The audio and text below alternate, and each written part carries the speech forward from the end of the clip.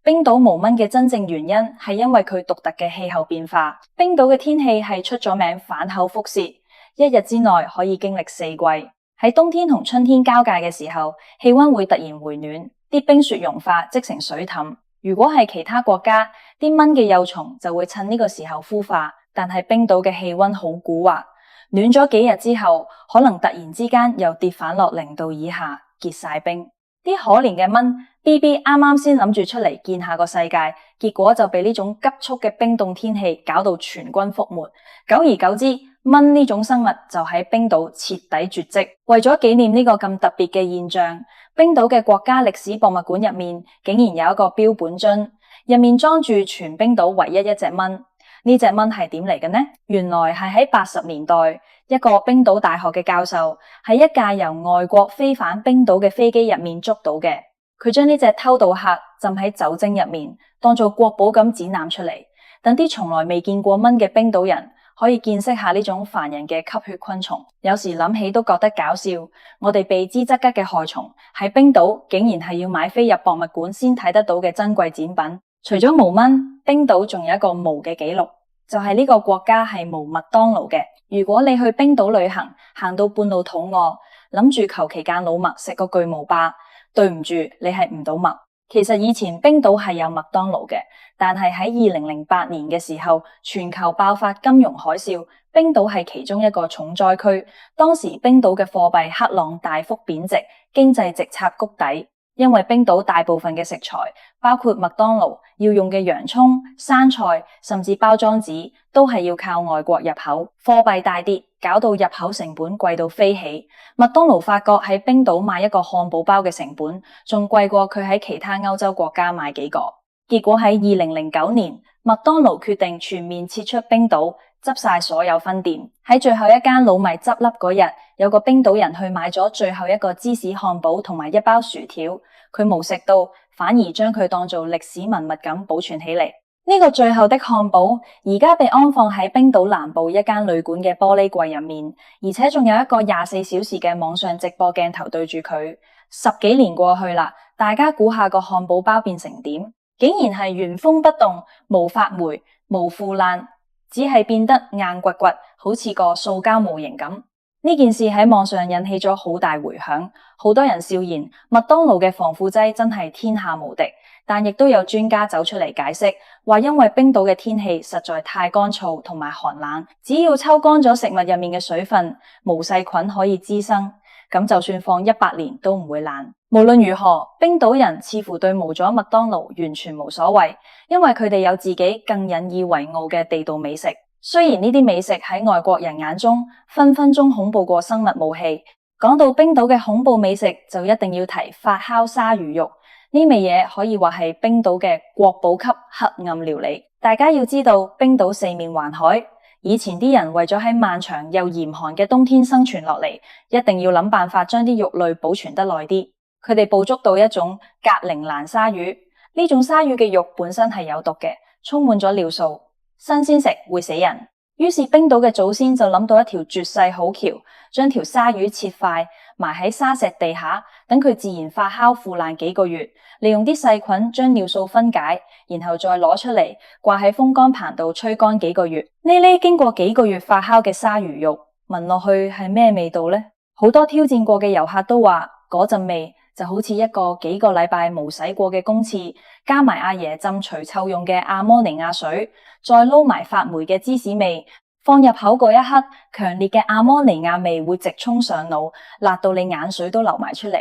但係對冰島老一輩嘅人嚟講，呢種就係家鄉嘅味道，係佢哋逢年過節一定要食嘅傳統佳肴。通常佢哋食鯊魚肉嘅時候，會配埋一杯叫做黑死酒嘅冰島傳統烈酒。呢種酒酒精濃度極高，仲帶有濃烈嘅香草味，飲一啖落肚，條喉嚨好似火燒咁，啱啱好可以將鯊魚肉嗰陣恐怖嘅怪味沖走。如果你去冰島，可以面不改容咁試用，迎一杯黑死酒，力冰島人絕對會乾看間。現剛演溺麗哈言說，講開飲酒，又帶出咗冰島另一個極之荒謬嘅歷史事實。你敢唔敢相信喺呢個天寒地凍、啲人睇落好似維京海盜咁豪邁嘅國家，竟然曾經實施過長達70幾年嘅啤酒禁令。冇錯，由1915年開始，冰島政府實施咗全面禁酒令。後來因為西班牙同葡萄牙呢啲國家威脅話，如果你哋冰島唔買我哋啲紅酒，我哋就罷買你哋冰島嘅鹹魚。冰島政府為咗保住經濟命脈，唯有喺1921年放寬規定，容許紅酒同烈酒合法進口，但係唯獨是啤酒依然係被禁止嘅。點解會咁無厘頭？烈酒可以飲，但酒精濃度低，咁多嘅啤酒反而唔俾飲。原來當時嘅冰島政府有一個好奇怪嘅邏輯，佢哋認為啤酒實在太過平民化，太容易買到。如果俾啤酒合法化，啲後生仔同埋工人階級就會日日飲、夜夜飲，最後搞到成個國家嘅人都變成爛鬼酒鬼，唔做嘢。反而紅酒同烈酒價錢貴，普通人唔會日日飲，所以威脅冇咁大。呢個咁荒謬嘅法例一路維持到1989年嘅3月1日先至正式廢除。為咗慶祝呢個遲來嘅解禁，冰島人將每年嘅3月1日定為啤酒節。喺呢一日，全冰島嘅酒吧都會大排長龍，大家由朝飲到黑，盡情享受呢種曾經係違法嘅飲品。你試下諗下，一個30幾歲嘅冰島人，可能佢細個嗰陣想飲杯啤酒，都仲係犯法蓋。飲完酒，我哋講翻啲文藝少少嘅嘢。冰島除咗係一個充滿奇風異俗嘅地方，佢仲係一個超級文青嘅國度。你知唔知冰島係全世界人均出版書籍數量最高嘅國家？有統計話，平均每10個冰島人入面就有一個喺佢一生之中會出版最少一本書。點解冰島人咁中意寫書同睇書呢？呢個同佢哋嘅地理環境有莫大關聯。冰島嘅冬天非常之漫長，而且日照時間極短。去到12月，每日可能得3-4個鐘頭有太陽，其他時間出面都係黑秋秋、凍冰冰，仲成日雲大風、落大雪。既然出唔到街，留喺屋企可以做啲咩？最好嘅娛樂就係攬住張被，飲杯熱茶，然後睇書或者寫故仔。呢種對閱讀嘅狂熱，衍生出一個冰島獨有嘅聖誕傳統，叫做聖誕書紅。每年1到11月尾，冰島嘅各大書商就會將新出版嘅書目寄去每一戶人家嘅信箱，大家就會好似睇超市特價目錄咁，精挑細選，買咩書送俾親戚朋友。喺冰島，聖誕節最標準嘅慶祝方式唔係去開 party 狂歡，而係喺聖誕夜嗰晚，大家互相交換書本作為禮物，然後成家人靜靜地坐喺火爐隔籬，一齊睇書睇到夜深。呢種咁平靜、咁有文化氣息嘅過節方式，喺而家呢個個個都淨係識耷低頭搞手機嘅年代，真係顯得非常之珍貴同一股清流。喺一個咁和平、咁中意睇書嘅國家，大家可能估到冰島嘅治安係好到一個不可思議嘅地步。冰島連續多年被評為全球最安全嘅國家，呢度嘅警察係唔會陀槍巡邏嘅。你冇聽錯，除咗極少數嘅特種部隊之外，普通嘅冰島警察出街做嘢，身上最多得支警棍同埋胡椒噴霧。點解唔使配槍？因為根本冇需要。冰島嘅犯罪率低到一個點，連偷嘢都好少發生，更唔好話殺人放火呢啲嚴重罪案。冰島嘅監獄經常都係空空如也，有啲犯人甚至喺週末可以請假返屋企探親。冰島警察平時最常做嘅任務係咩呢？如果你去睇下冰島警察嘅官方社交平台，你會以為自己睇緊一個搞笑 KOL 嘅專頁。佢哋平時 post 嘅相唔係捉賊，而係喺街頭餵下流浪貓，幫遊客核返唔見咗嘅銀包，喺雪地入面幫啲死火嘅車推車，甚至係同啲細路仔一齊食雪糕。呢種警民關係和諧到令好多外國人都覺得匪夷所思，就係因為治安咁好。冰島嘅父母有一種令外國人睇到心驚膽跳嘅習慣，佢哋好中意將裝住 BB 嘅手推車單獨留喺咖啡店或者餐廳出面嘅門口。大家試諗下，喺香港或者外國其他大城市，如果你將個 BB 車擺喺餐廳門口，自己入去嘆咖啡，唔使5分鐘，個 BB 分分鐘已經俾人拐走咗。但係喺冰島，呢個係最正常不過嘅日常，就算外面落緊雪，氣溫係零下幾度，冰島嘅父母都會將個 BB 包到好似隻粽咁，然後放喺室外俾佢哋瞓覺。佢哋深信呼吸新鮮嘅冰冷空氣可以令 BB 嘅抵抗力變好，而且佢哋絕對唔會擔心有人會偷走個 BB。第一，成個國家30幾萬人，個個都沾親帶故，偷個 BB 返去，根本無存匿。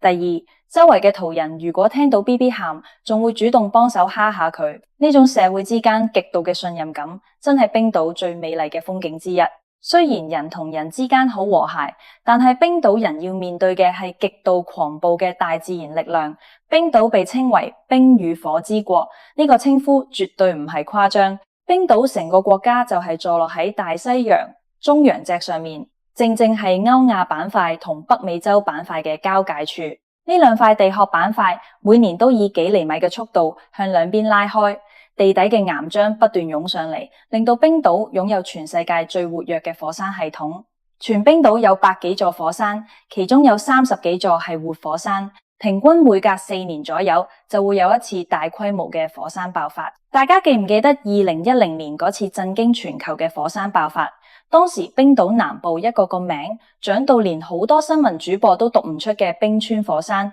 突然大爆發，大量嘅火山灰噴到上幾萬尺嘅高空，然後順住風勢飄向歐洲大陸。因為火山灰入面含有大量嘅玻璃碎屑，一旦吸入飛機引擎就會造成引擎停頓，結果搞到全歐洲嘅航空交通癱瘓咗足足幾個禮拜，成千上萬嘅航班被迫取消。數以百萬計嘅旅客滯留喺世界各地，嗰次事件令到全世界都見識到冰島火山嘅威力。但係對冰島人嚟講，火山爆發只不過係生活嘅一部分。有時火山爆發得唔係太猛烈，啲岩漿慢慢流出嚟嘅時候，反而會變成冰島人嘅超級景點。啲冰島人會揸住吉普車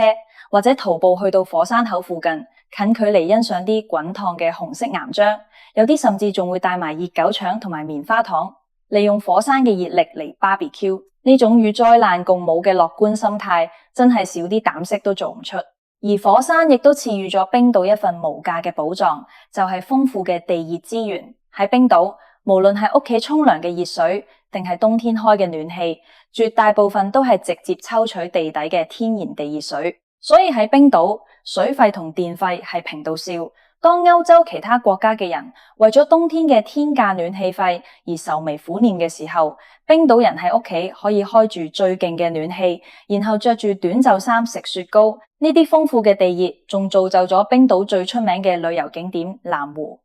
藍湖其實唔係天然形成嘅，佢係附近一間地熱發電廠排出嚟嘅廢水池。大家聽到廢水池可能嚇一跳，但其實呢啲水只係經過發電廠抽取咗熱能之後嘅地下海水，水入面含有極之豐富嘅二氧化硅同埋各種礦物質。呢啲礦物質令到成個湖水呈現出一種夢幻般嘅牛奶藍色，而且對皮膚非常之好，有治療皮膚病嘅功效。喺冰天雪地之下，氣溫零下幾度，你浸喺30幾度暖立立嘅藍色溫泉水入面，面上敷住白灰色嘅火山泥面膜。如果好彩嘅話，抬頭仲可以見到天上飛舞嘅極光。呢種體驗真係人生必做嘅清單之一。講到極光，呢個亦都係無數人夢寐以求想去冰島嘅原因。由每年嘅9月開始，一直到第2年嘅4月，只要天氣好無雲，喺冰島幾乎每一個角落都有機會睇到北極光。北極光係太陽風帶住帶電粒子撞擊地球大氣層而產生嘅發光現象。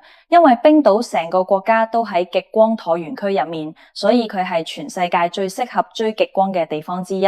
同其他北歐國家唔同，冰島因為受到墨西哥灣暖流嘅影響，冬天其實冇大家想象中咁凍。如果喺香港，最凍嘅日子可能跌到得幾度。冰島嘅首都雷克雅未克喺冬天平均氣溫大約係喺0度左右。相比起加拿大黃刀鎮或者俄羅斯嗰啲凍至零下20幾30度嘅嚴寒，喺冰島睇極光絕對係舒服得多。不過要喺冰島追極光，首要條件係要忍受得住佢哋嗰種癲狂嘅天氣。冰島有一句好出名嘅諺語，如果你唔中意而家嘅天氣，等5分鐘啦。冰島嘅天氣係完全無露足嘅，你可能出門口嗰陣出緊猛太陽，揸咗10分鐘車就遇上傾盆大雨，再轉個彎可能已經落緊暴風雪，大風到連車門都推唔開。冰島嘅妖風係非常之出名，風速可以高達颶風級別。每年都有唔少租車自駕遊嘅遊客，一開車門就被陣怪風將成道車門吹斷，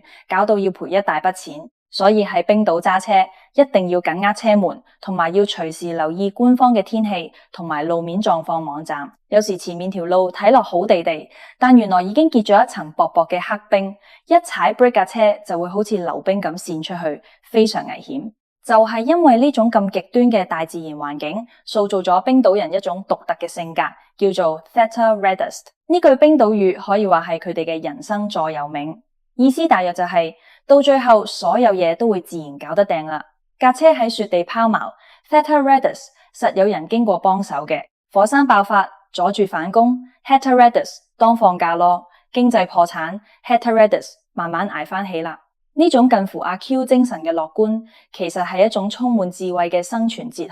當你面對住你根本無法改變嘅大自然力量或者困難嘅時候，與其怨天尤人，不如抱住一個放鬆嘅心態去面對。船到橋頭自然直。如果你喺城市入面生活得太耐，覺得壓力好大，每日為咗層樓、為咗份工、為咗啲人際關係而喘唔過氣，我真係極度建議你去一轉冰島。當你企喺氣勢磅礴嘅黃金瀑布面前，聽住震耳欲聾嘅水聲；當你行喺一望無際嘅黑沙灘，面對住大西洋洶湧嘅巨浪；當你攀上千年嘅冰川，感受嗰種萬籟俱寂嘅冰冷；又或者當你喺深夜嘅星空下，睇住漫天綠色嘅極光喺度跳舞，你會突然之間覺得人類真係好渺小。你平時執着嘅嗰啲所謂煩惱，喺呢片冰與火嘅大自然面前，根本就微不足道。冰島就係一個咁神奇嘅地方，佢有全世界最前衛嘅男女平等觀念，但又保留住最古老嘅維京明治傳統。佢哋嘅科技好先進，連防亂倫都要寫個 app， 但佢哋又會為咗精靈而將條馬路改道。佢哋生活喺一個隨時會火山爆發、天氣惡劣嘅孤島上面，但偏偏佢哋又係全世界最快樂、最安全、最鍾意睇書嘅民族。呢啲看似矛盾嘅事實，完美咁融合喺呢30幾萬人身上，構成咗冰島獨一無二嘅魅力。如果有機會，大家一定要親身去感受下呢個 Theta Redust 嘅國度。咁而下個更供刺嘅發酵鯊魚肉係那根 Maida， 因係後以行間今次契拉斯係亞流，咁而係那根他路，咁而係那路，咁而係那路，咁而係亞老熟。咁而係那根他路，咁而係亞老熟，咁而係亞老熟，咁而係亞老熟，咁而係亞老熟，咁而係亞老熟，咁而係亞老熟。相信我，冰島絕對會俾到你一次震撼靈魂嘅旅程。你哋對冰島邊一個奇特嘅現象最感興趣呢？係咪都想試下被精靈截停條路嘅感覺，定係想挑戰下嗰杯黑死酒？如果俾你喺冰島住1年，你覺得自己頂唔頂得順嗰度漫長嘅黑夜同埋無腦密食嘅日子？歡迎大家自己思考下。呢個世界真係好大，無奇不有。只要我哋保持一顆好奇嘅心，就總會發掘到令人驚嘆嘅事物。下次旅行，不如就將冰島放入你嘅清單入面啦。希望大家都可以喺旅途之中，到屬於自己嘅嗰一份 Theta Redust 嘅豁達同埋快樂。再見。